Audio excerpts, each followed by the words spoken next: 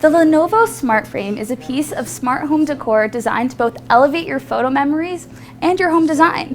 What's really neat about this frame is that it connects to an app that lets you pair your cloud photo albums, like from Google Photos, for example, or select existing artwork and have them display right here. And if you have an album with multiple orientations, the frame will automatically collage those together.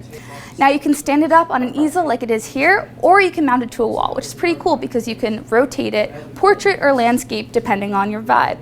The 21.5-inch anti-glare display is actually a visual medium for your photo galleries. Using a proprietary app, you can actually upload and pair your cloud photos like from Google Photos or select images from existing artwork and have them display right here. As for smart features of this smart frame, you can use motion gestures